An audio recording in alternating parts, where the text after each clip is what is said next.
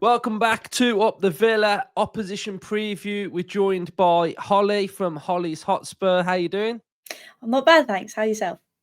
Yeah, really good. Just glad football is going to be back at the weekend. So, how are you feeling at the minute as a Spurs fan? I'm quite content. I'm not going to lie to you. There seems to be a few stabilisers now with Frank in the team and kind of being the helm of it. So yeah, I am excited. There's still a few things to tweak, but I'm feeling fairly positive, especially where we are in the league table, how we are doing in Champions League as well. Yeah, I'm pretty content. Are you not getting deja vu from Ange being in? He got off to a good start, didn't he?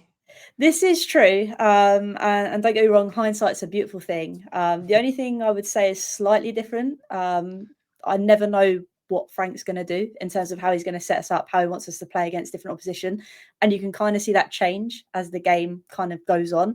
Whereas with Ange, you kind of knew that's it. Everybody's going to be pushed up high. Mickey Van der Ven's hamstrings are going to go at some point, and it was just kind of hope that there's no injuries. Whereas I know that we're going to get injuries all the time, but with Frank, I'm not as worried because I know he can adapt things.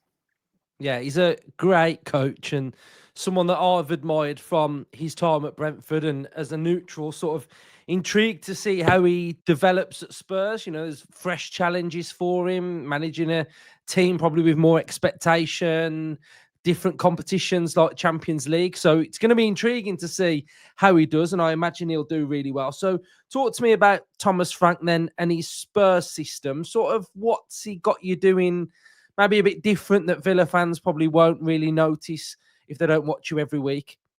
Yeah, I would say it's obviously like I say, it's not as rash. I would compare to Ange in terms of we're not playing that high line all the time. Sometimes there is elements of that depending on where we are in the pitch and who we're kind of playing.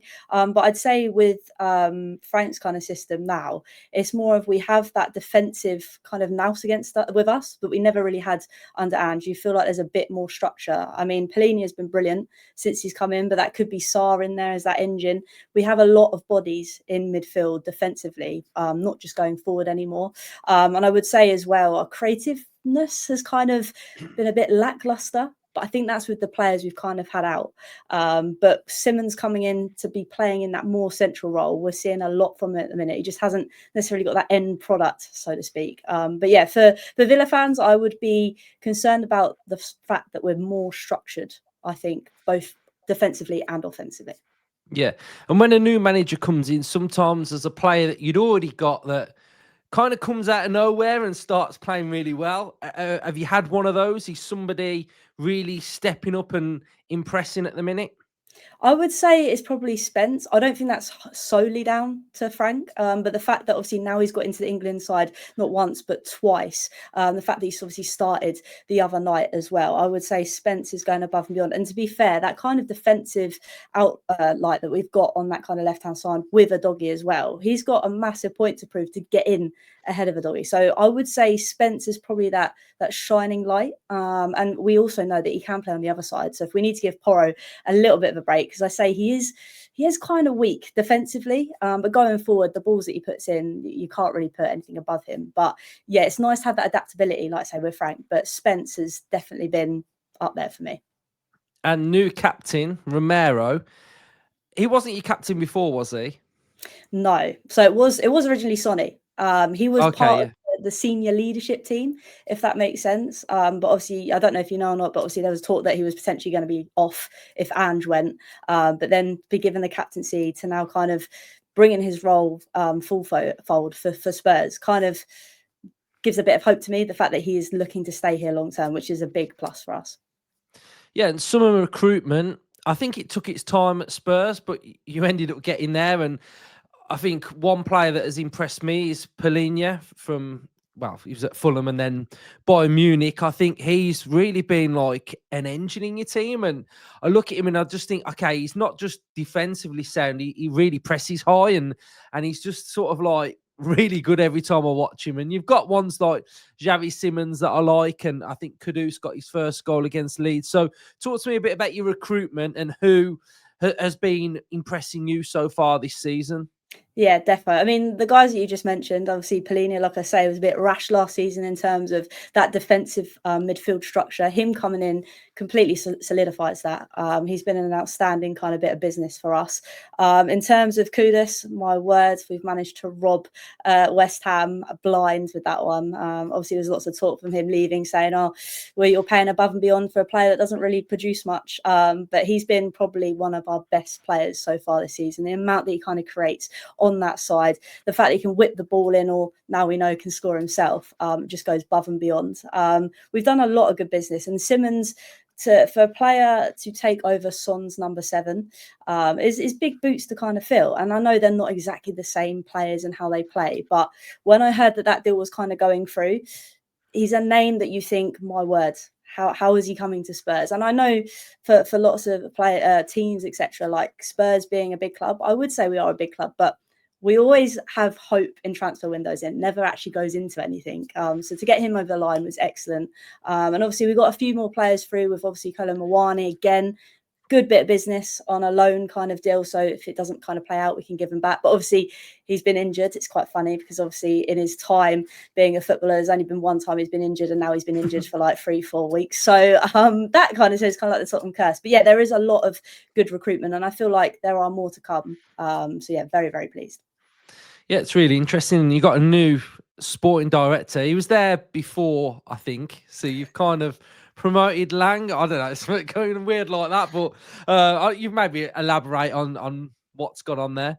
Yeah, so Don Fabio, as we all like to call him, as he cooks, he was the player that he was the person that brought in obviously Dejan Kulusevski, Ben Senkor, and obviously had a 30-month ban for doing some dodgy dealings. I'm not quite sure what that was, but I think it was kind of money orientated with Juventus. But now he's obviously free from that and has come back to Spurs to do more of the kind of transfers and in the transfer windows, etc. So he's one sporting director, and then on the flip side, you've got Johan Lange, who's actually been promoted.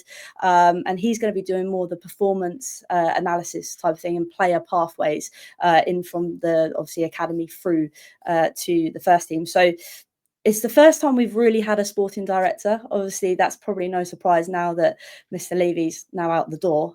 We finally got some kind of people that know their stuff about football rather than some guy that doesn't necessarily know what he's talking in terms of football terms. But it is a good step in the right direction. And again, it kind of builds into the fact that our recruitment is slowly getting better, if that makes sense. So the performances then, looking from the outside in, away form looks very, very good. Home form a little bit not as good. So just talk to me about like the actual season and the game so far, and kind of what you expect from the game that's coming up against Villa.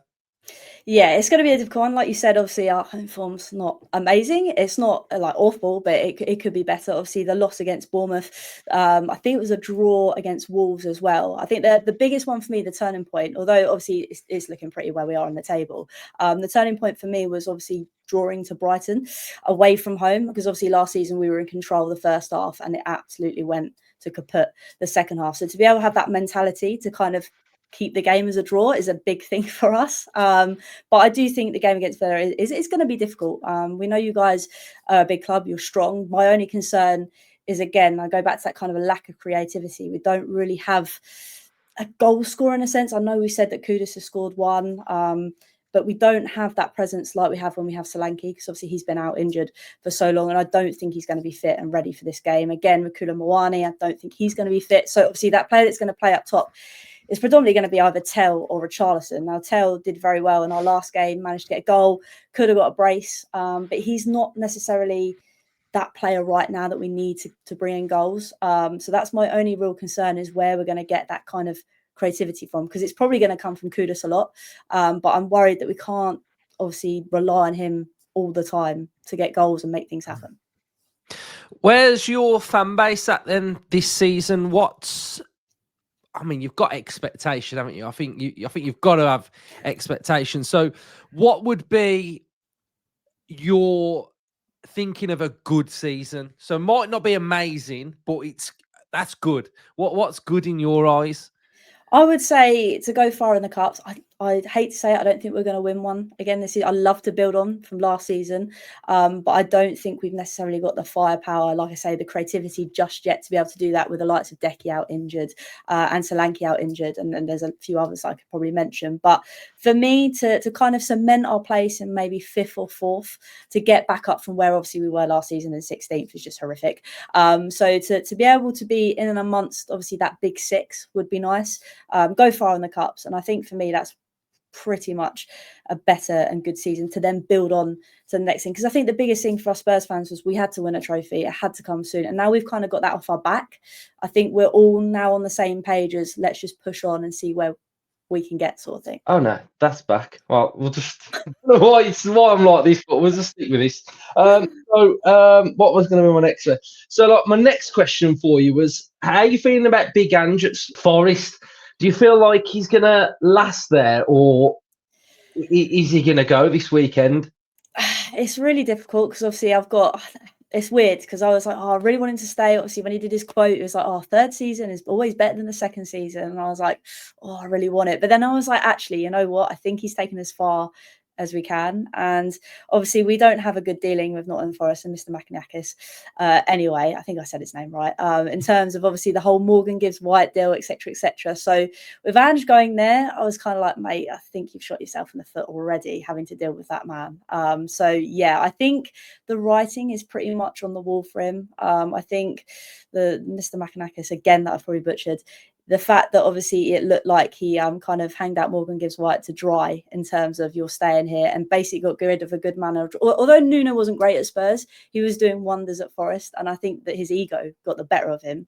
Got rid of him and brought in Ange, and it's just a bit like, mate, shouldn't have done that. So yeah, I think the writing is on the wall for Ange. I don't think he's got very much longer left. Did you think he needed to leave Spurs? In terms of obviously my sentimental, I didn't want him to, because I was enjoying the fact that obviously he was the manager in the last 11, 12 years to bring us something. I really wanted him to say to see how that 3rd season would go, but my head was like, yeah, I think he needs to go. And I think it was a tough decision to make, and I was fuming at the time. But now looking back at it, again, he has taken us as far as we can go. He's won us a trophy. I think it was pretty much like, cheers, mate, thanks. Now off you go, find somewhere else. And then finally, thoughts on Villa this season? What have you made of us?